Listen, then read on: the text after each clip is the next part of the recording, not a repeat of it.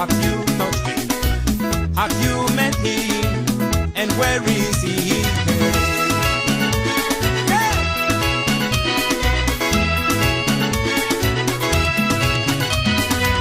After many words of argument all day, I saw my sin, I was ashamed. I surrender to the Savior, I surrender to the Redeemer. What about you? He's calling you. What about you?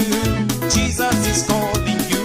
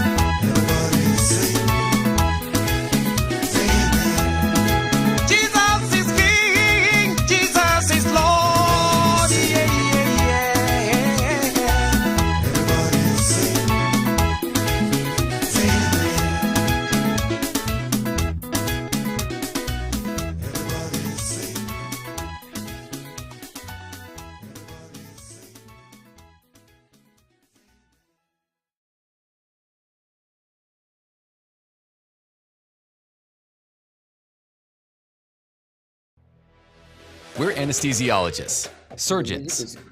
I don't want this to. I'm already recording, Opadi. Hello. Greetings and welcome. Today is Monday, the 9th of October 2023. And we have just finished a wonderful weekend, the other previous weekend, not this one yesterday, the weekend of this 7th with the draft of Boyo was also very, very fundamental. But the weekend of the 30th and the 1st of October 2023 went down in history as a memorial day for the people of Ambazonia. And I would like to let you know that we have a guest in the house today in the person of our historian, and we will be touching some areas just to remind you of exactly what is going on in our quest to get back home in Ambazonia. Now, before I go ahead, I would like to allow our guest, Mr. Jutanga, to say hello to all of you who are in here with us today, the 9th of October 2023. The microphone is yours, sir. Hello to every one of you. I am happy to be here Can't now. get you. Can't get you. Check your microphone. Oh, no. Okay, you are good. You are good to go. You are good. Yeah. Good morning, everybody. I am happy to be here with you once again to hold these discussions about our struggle for independence of our country, Amazonia. We are going to discuss a few items. I think we are going to talk about the past independence celebration, how it went, and all the difficulty, all the obstacles that were on our way to celebrating that day, and we successfully celebrated it anyway. So it's shame to all those people. Thank you very much. Thank you very much, sir. Actually, it's 5 p.m. in Ambaland, and we always go with the people of Ambazonia to mark our time zones. I know that where you are and where I am, it's the same time in Ambaland, which is actually a few minutes past 5 p.m. As our program always comes up at from 5 o'clock to about 6 o'clock to be talking about the maximum. All right. Before we go into what happened last Saturday before this Saturday, that is the 30th of September and Sunday the 1st of October, I would like us to first listen to this article, which I'm just going to read out.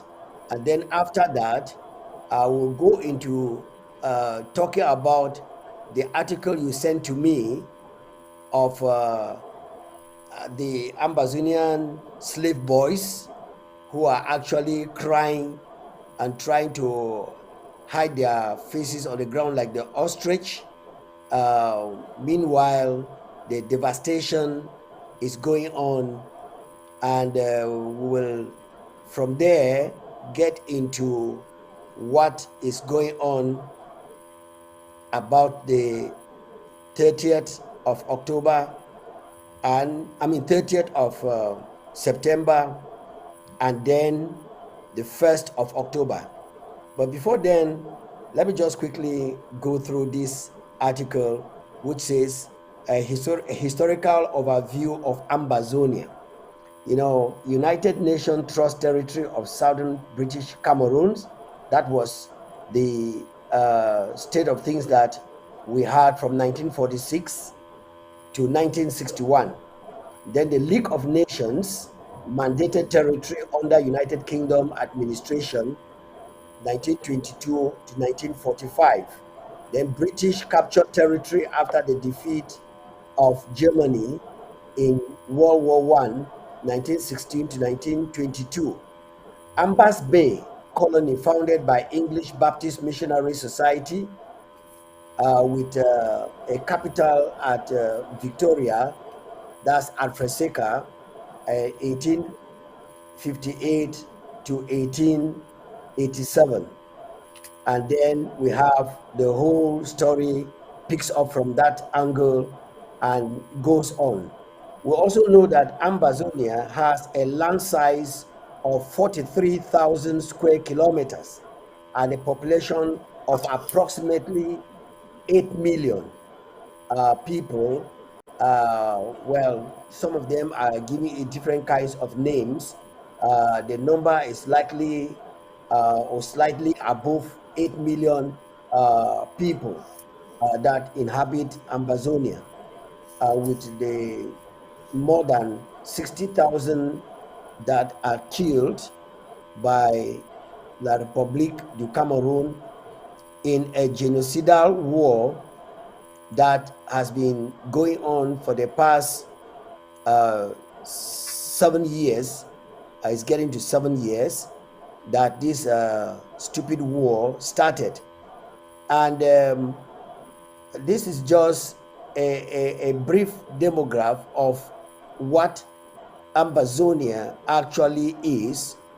But before we go ahead, I would like to hand over the microphone to you after underlining what I've just said, and then you tell us the brief story that is happening with the so-called prime minister who went around crying, shedding crocodile tears, and talking some things that Ambazonians need to know, the falsehood of what is actually going on. So I'll hand over the microphone to you right now, and just go ahead and tell us your take and what you would like the Ambazonian people to sit up and do in order to free their land, and possibly free the Prime Minister, John Gute, who is actually struggling with what the Republic has put him in. The microphone is yours, sir. Okay. Thanks for giving me this opportunity. The story concerning what the Prime Minister said in that video came to me through some friends who sent it to me, and then there was that write-up. The commentaries made on that video. The commentaries made by Jotanga. So some people might be able to read them directly someday. It depends on how they can get them. They'll be able to read what is written in that write-up by Jotanga. And I am here to comment on the commentaries on the comments made by Jotanga. Yeah, the Prime Minister of La République du Cameroon, whom Jotanga calls the keeper of the Prime Minister's office. That is intended to mean that as a Prime Minister, he is only a keeper of the space. He is like a space, in other areas they call that space holder. Placeholder. That is, the Prime Minister's office has relative powers. He can't do anything without referring to the authorities above him. Nothing. He cannot recruit his ministers and let alone sack them. He cannot. All that is done at the presidency, and he is just a team leader, the leader of a team which he doesn't control. So that's why Jotanga is JTM is considering him to be the keeper of the Prime Minister's office. Well, in that video, he is complaining that people are leaving the Southern Cameroons area. He didn't call it Southern Cameroons, obviously. It's me using the appellation Southern Cameroons. The people are living in the Southern Cameroons area, and they're going to live in La Republique du Cameroon in many places. They have gone up as far as to Yagua, and the others are in the south of La Republique du Cameroon, and they are leaving their home. They cannot stay in their home, but he doesn't tell us the real reason why they are leaving. He said he asked his Iroko people whom he found in the north of the La Republique du Cameroon, and he asked them what were they doing there and why did they leave home. He said with a hand gesture added to what he was saying, he said the people just left their side. But he said we side because the people, he was speaking in pidgin. His people just left we side and went to the north. Well, but that didn't answer the question. Why did they leave? We all know that is right now, if anybody is leaving the Southern Cameroons area, is certainly going to be as a result of the war. But we should have to remind the Prime Minister that people have been leaving the Southern Cameroons almost immediately after reunification. They have been leaving. The system was designed to be that way. It was designed to weaken the state of what they called West Cameroon, because at some point they pretended to have two federated states. So there was the state of East Cameroon and the state of West Cameroon. People have been living the West Cameroon territory or Southern Cameroon territory for a very long time now. It is not just the war that made them leave the Southern Cameroons. It's not the war. People started living very, very long ago, and they have continued to live. The war has only just come to accelerate the process of people living, the exodus. The war has just come and accelerated the exodus. There are many things that cause people to leave. I could name a few of them. The paper names them there. They closed institutions, beginning with Parliament. Parliament was shut down. So the parliamentarians were now forced to go and sit in Parliament in Yaoundé. So they couldn't have remained in Buea because there was no Parliament in Buea anymore. So parliamentarians had, if you wanted to continue to do politics, you had to move to where you could have a chance of being elected and to sit in Parliament. So that's it. It started from there, and they shut down many other institutions. They shut Cameroon Bank. First they acquired it and then shut it down. They shut the marketing board. The marketing board. I was surprised to see that they were transferring cocoa to Manfi. There is no exit point, no place for you to export farm produce through Manfi. Is it because they wanted to go and use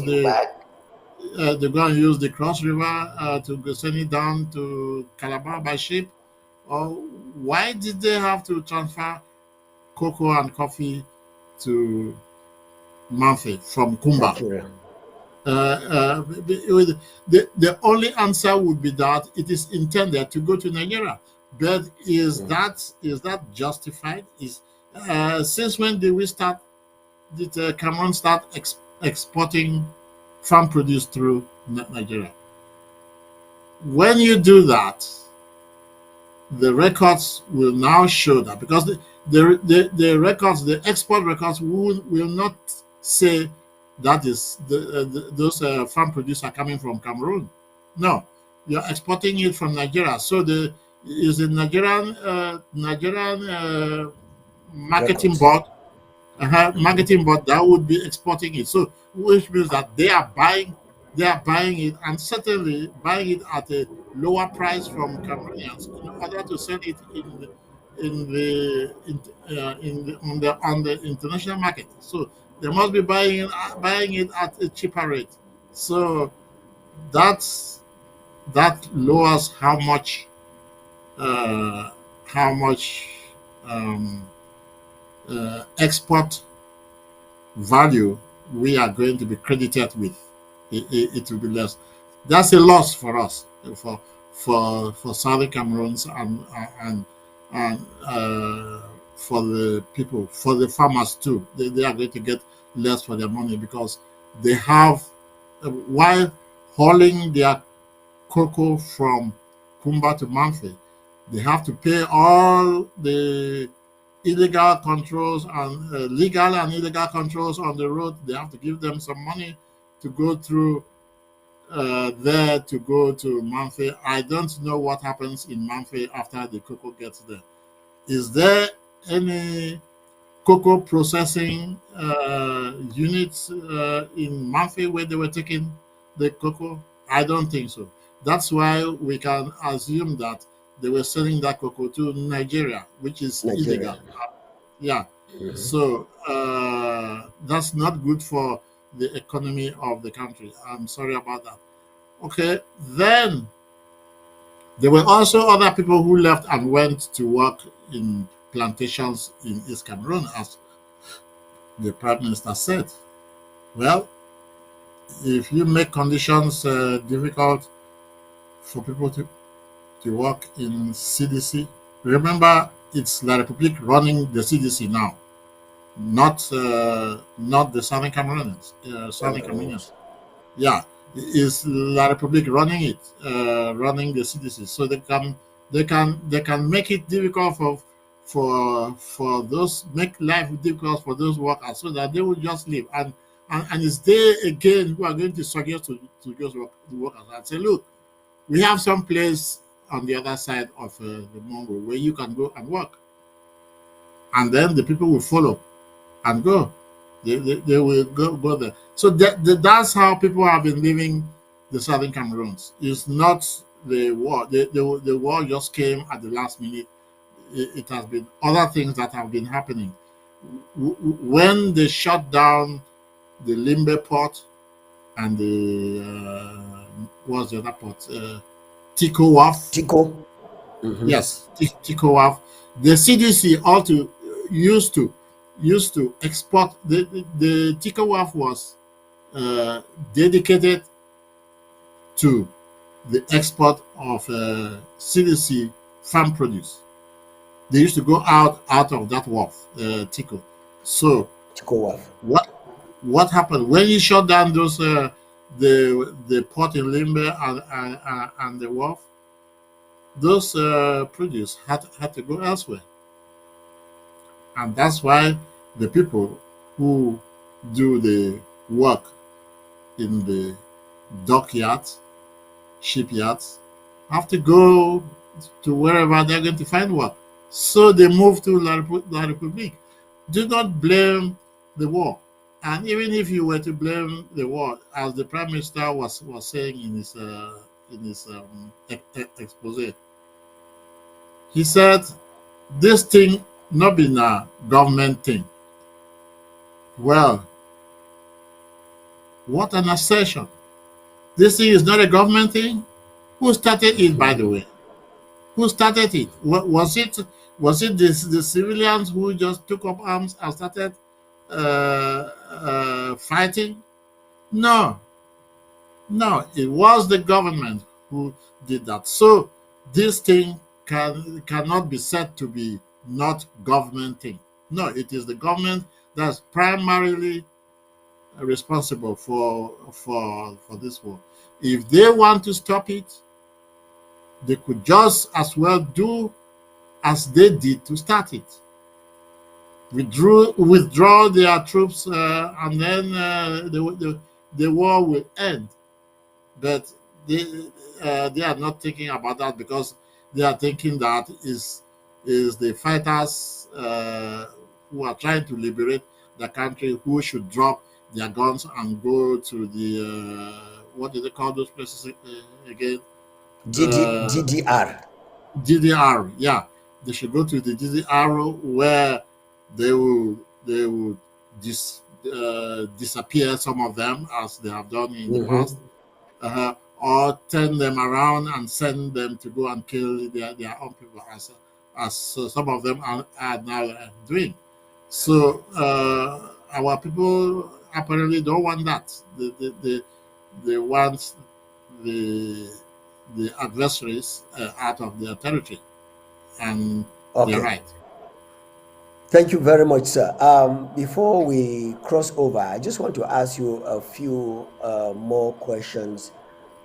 You made mention in your speech that Prime Minister is just keeping the office, and you also made it clear that he cannot appoint anybody, nor does he actually carry out the work of what a Prime Minister should do.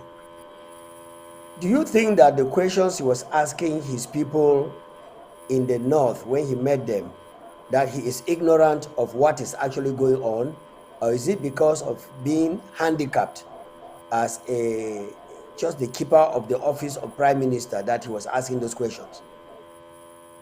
The Prime Minister of Cameroon is not just the present Prime Minister.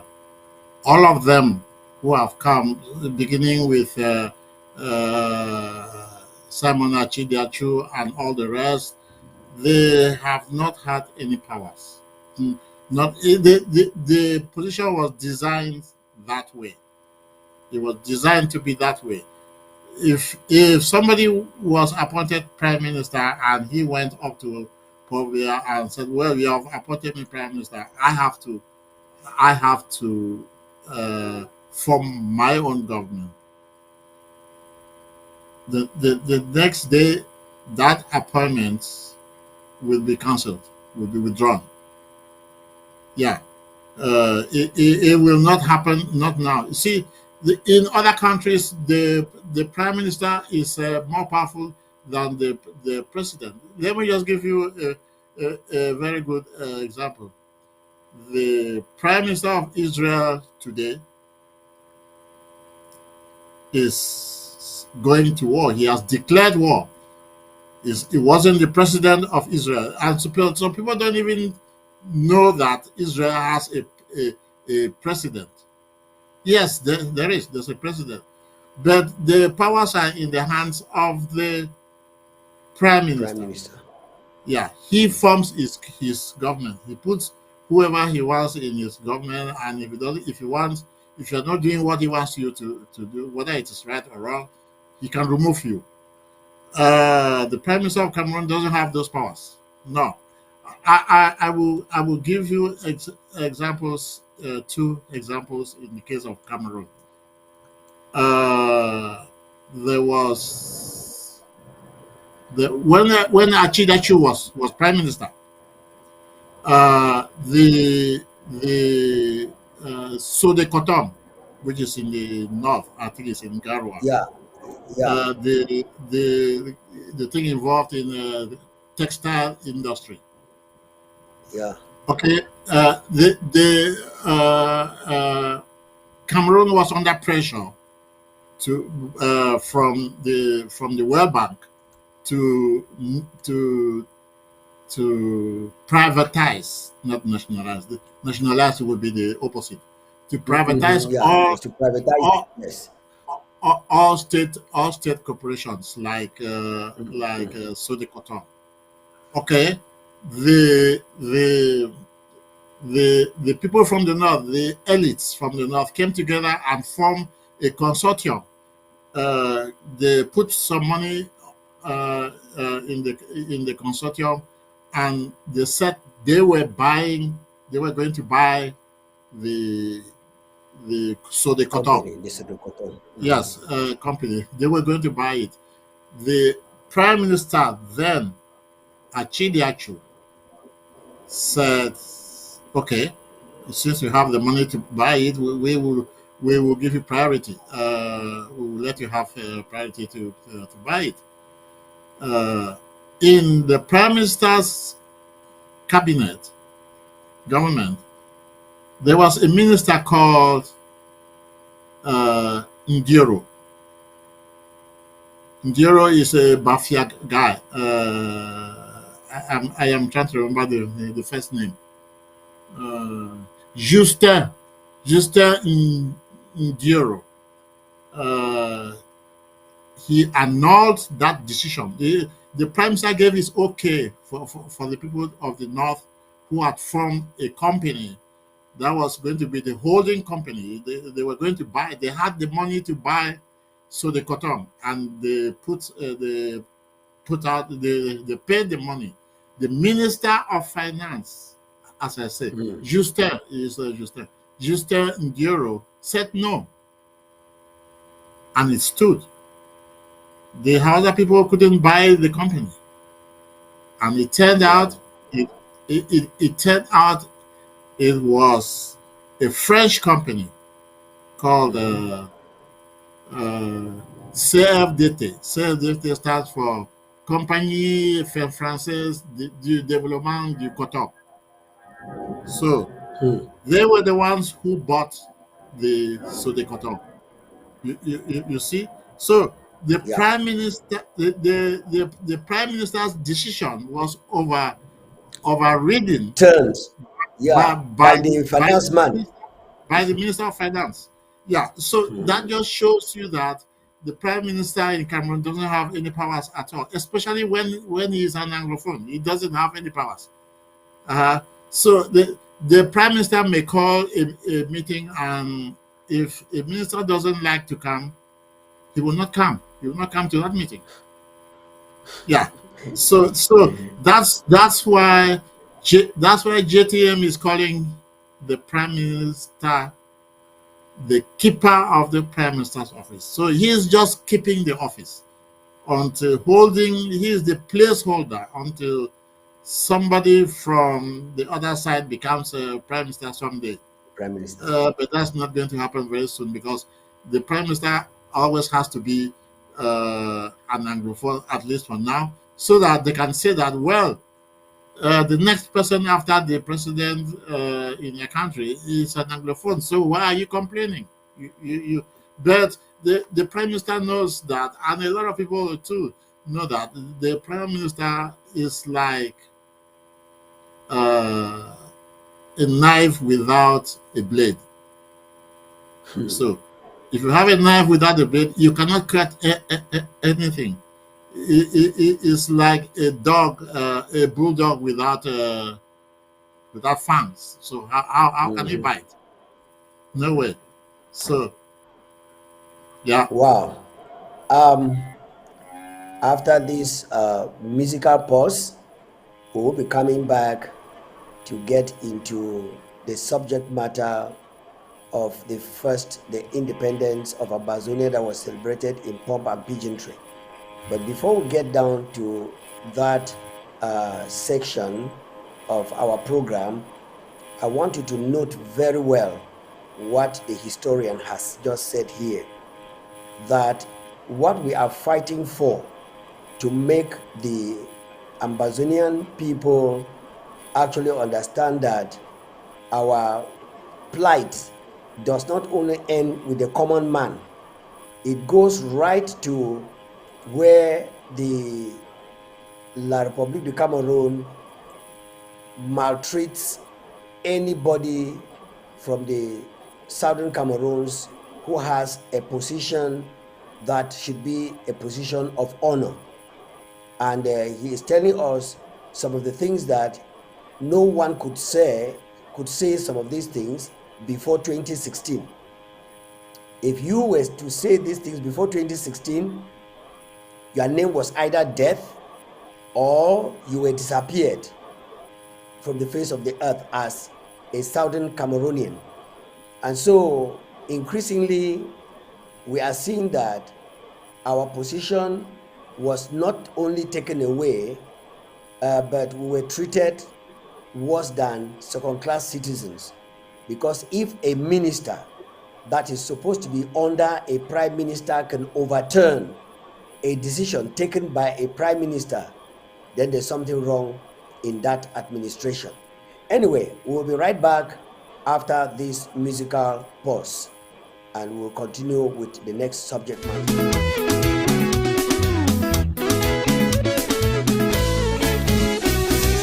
I have a story to tell the world. I have a story to tell the world. I was long forgotten in sin. Tradition took me, the world swallowed me.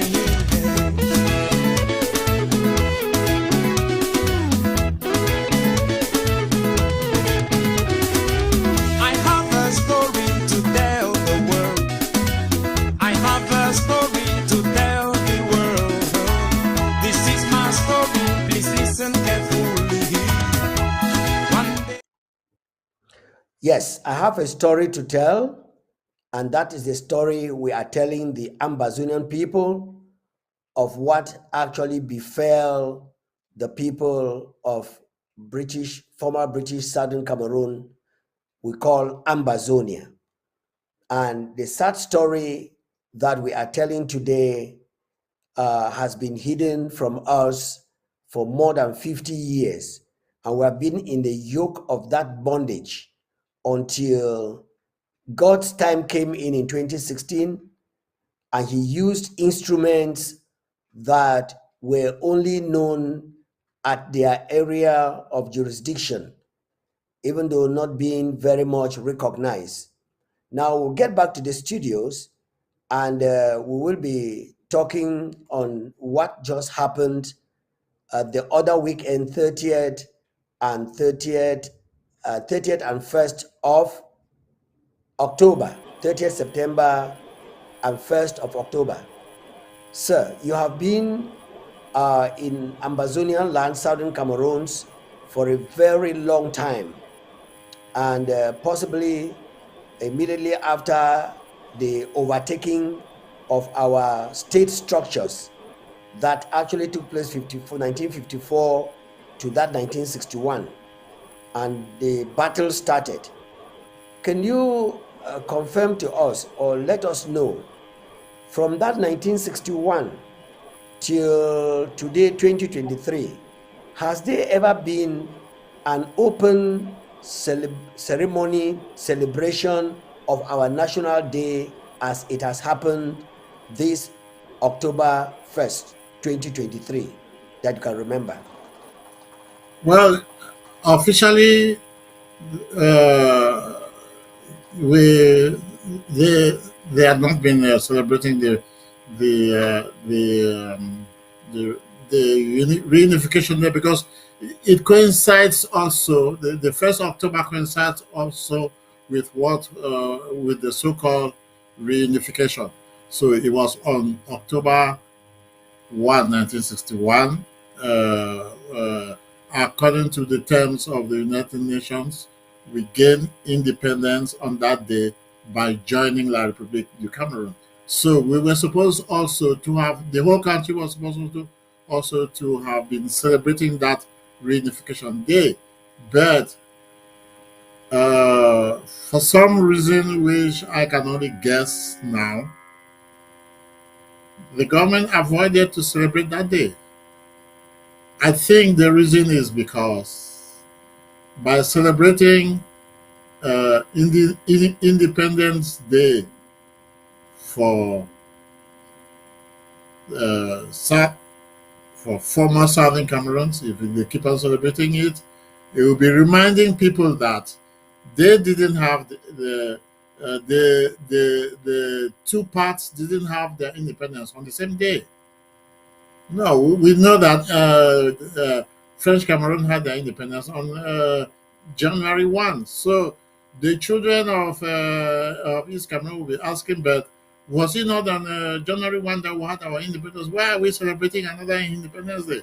and then the parents would have to tell them why they're celebrating the October 1 Independence Day, which they would rather call the Reunification Day. So that's the reason. They want that part of the history to be forgotten. They don't want it to survive. They want it to be forgotten completely. So that's the reason. And apparently they stopped even celebrating the East Cameroon Independence Day because it also happened to be the New Year's Day. So it was just a New Year's Day holiday to them too. So they don't want to teach the little ones something else which they have tried to hide is the Youth Day. The Youth Day, which took over in our part in the Southern Cameroons. Before the Youth Day, there was a day called the Empire Day, and to celebrate that day, they organized sporting activities in all over the British Empire. So Southern Cameroon was part of that then. So on the Empire Day, children will go out, schools will go out to they will go to one place, like say all the schools in Mezam division will go to Bamenda and go to the field, and they will do all the races, 100 yards, 200 yards, 440, and so on. They will do them on that day. And then came the Reunification Day, and it was Foncha who proposed that we should continue to commemorate the day when the plebiscite was held. The plebiscite was held on the 11th of February. So they started doing they converted that and called it Youth Day. You see, there again, they were hiding history. They called it Youth Day, and they began to celebrate it. And then later they extended it to a whole 1 week, but it was meant to be just one day. So you see, they took it and then modified it and then gave it a different name, and they never explained to the children why they are celebrating 11th February. And how it came to be called Youth Day. Yes, and how it came to be called Youth Day. I think the Youth Day thing, I don't know whether it was Foncha or it was Ahijo, but it was certainly Foncha. Yes, I think it will be Foncha because the Empire Day was for the youths, because they were the ones who were going to do the activities that were carried out. Yes. Yeah, that Yes, carried so out. it was the youth Athletics doing that. Yeah, so it was still the youth now who were going to be doing the same activities, but on this other day, so that we can always remember that that's the day Southern Cameroons decided in a plebiscite to join La République du Cameroon.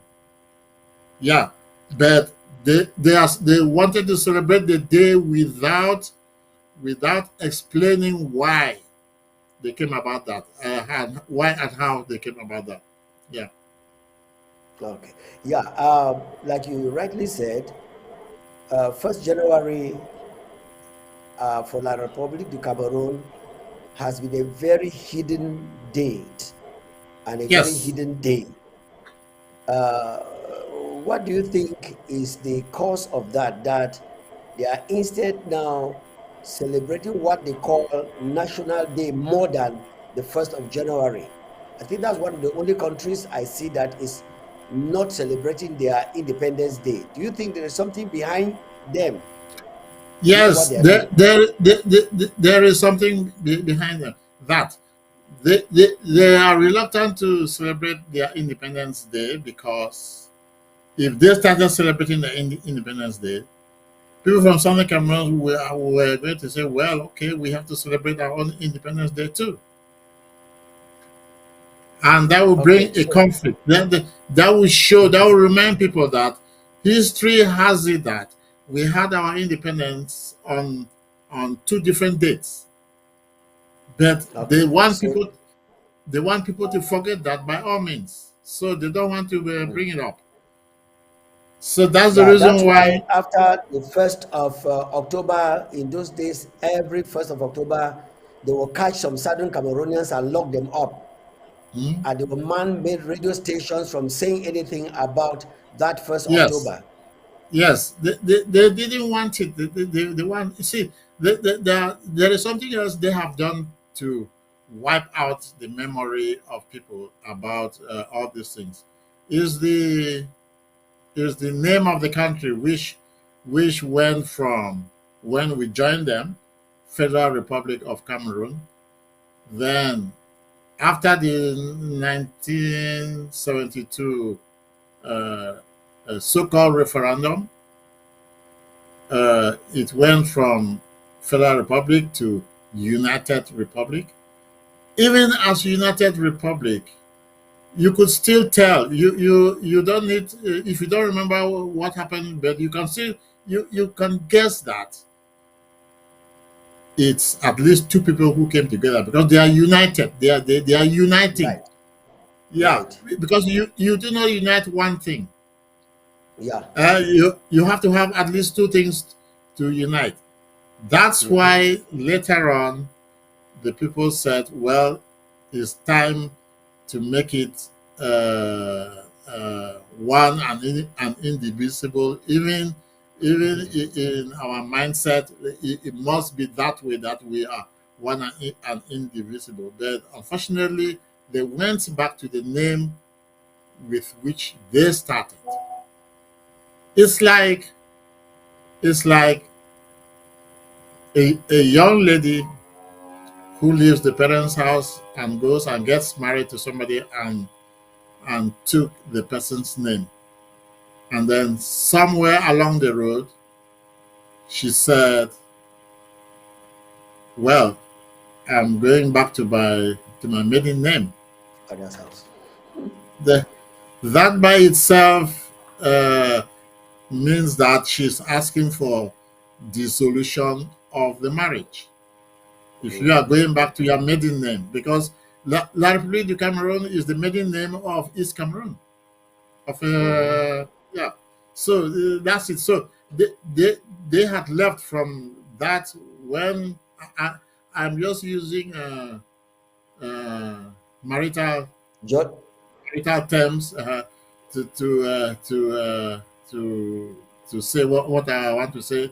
Yeah, so they became married and the name changed. And then later they said no, we are going back to our maiden name. So they went back to their maiden name. Unfortunately, they took us along with them, and that's where the problem started. From from barrister Goji Dinka wrote about in this then. 1984. 1984. Yes, he wrote Mhm. about this then, and said, "Look, Right. this thing you're making is a mistake." And if there were fairness in justice, that would have been just the beginning of our separating, without having to Yeah. go to war, because we could have taken them to some court and say, look, we were married under this name, but this former partner doesn't want that name anymore, and they're leaving. So we want to dissolve. We want the court to annul the marriage. That's it. And I so we think would have. I think Godi Jinka went to several courts. There's a Banjul court. There is the High Court in Nigeria. Is it the High Court in Nigeria with all those names? And they judged to the favor of the Southern Cameroons.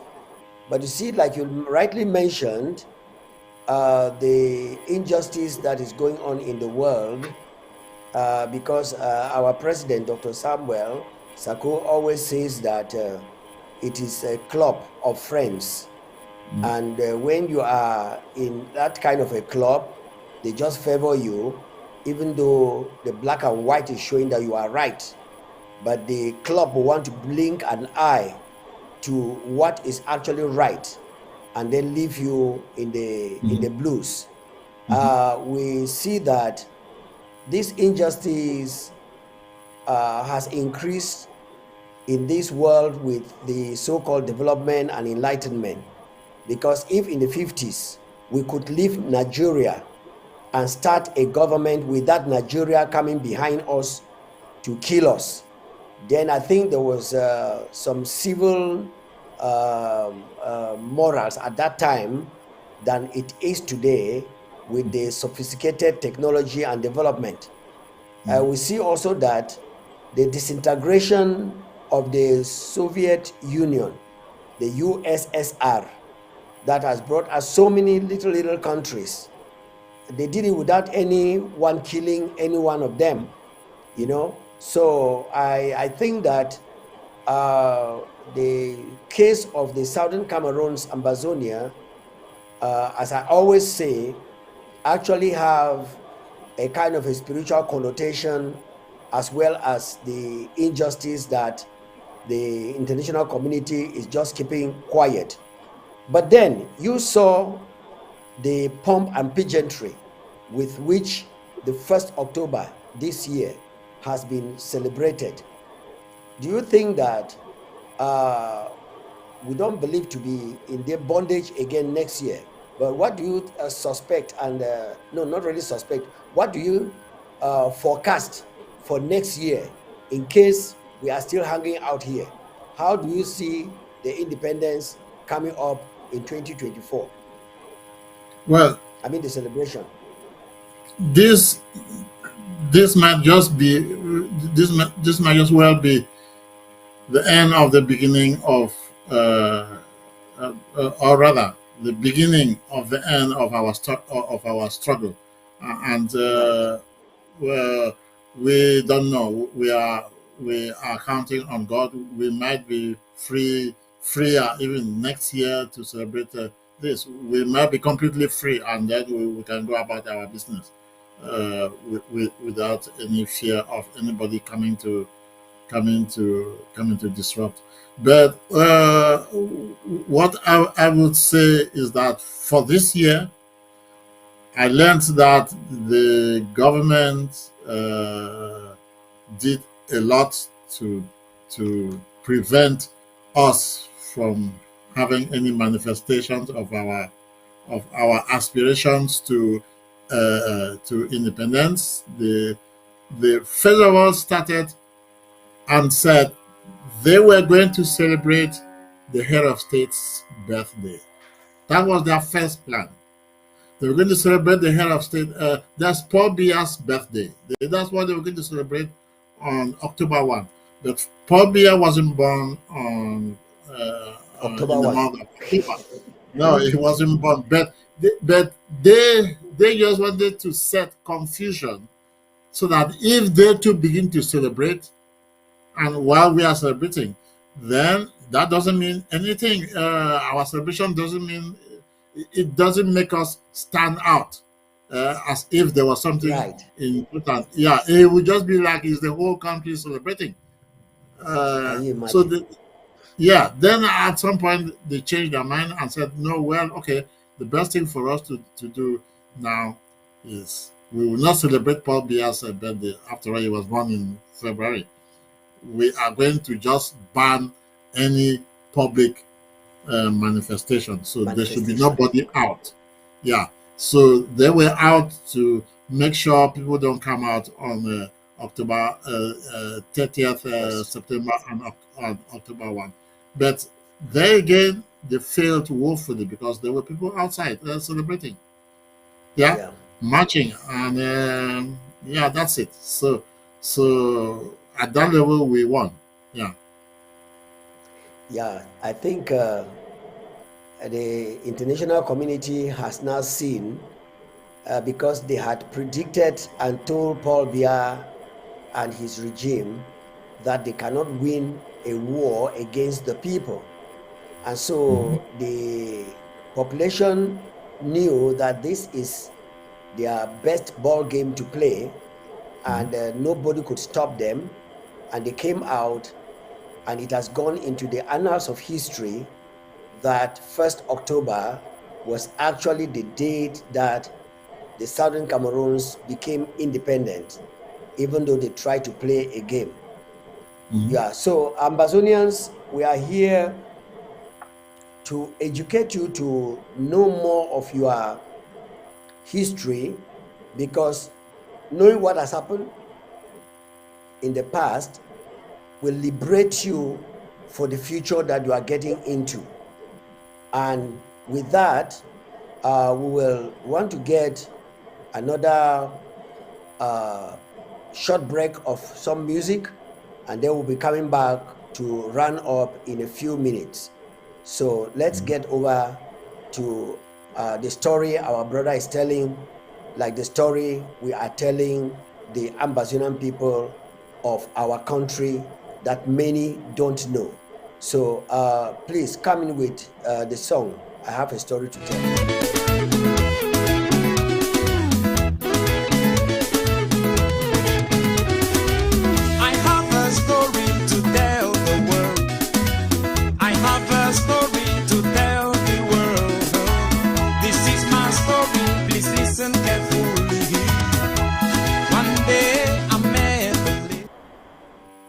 Yes, this is the story we are telling not only the Ambazonians, we are telling the world. And they should listen to our story very, very carefully and do the right thing by letting La Republique go back to its boundaries as it obtained on the 1st of January 1960. But meanwhile, the boundaries were actually carved out by the League of Nations in 1922, if I'm not mistaken. And from that time till now, they have not been changed. What would you say as your concluding statements to the people of Ambazonia who are listening to you now, as touching our territory and our land that belongs to the people of Southern Cameroons? Over to you, sir. Well, we will continue to celebrate our Independence Day, and we will make it a reality that we become completely independent and sovereign. That's because independence, as we know it in certain African countries, is not sufficient. We need to be sovereign. We need to have control of all things that concern us. We have our own money. We have our own military. We don't depend on outsiders. We take our own decisions. We go to the United Nations. We don't wait for Britain or France to tell us how to vote at the United Nations. We vote our conscience. We vote what we think is right. So we want all those things for us and our people. And by all indications, we are getting there. It maybe slower than most people thought it would be, but we are getting there. And until we get there, we have not yet reached there. Thank you. Thank you very much for coming. Ladies and gentlemen, fellow Ambazonians, and all our televiewers, this was our Amba history, and we were emphasizing on the turnout this year to celebrate our Independence Day, and of course the 30th of September that our president declared to be the United Nations Southern Cameroons Day. So this twin holiday or celebration was with pomp and pageantry, and you can go back to their archives and you will be able to tell. And so as our historian Jutanga is saying, we are accelerating, as the president declared this year, the year of acceleration, and by next year we shall not be where we are this year.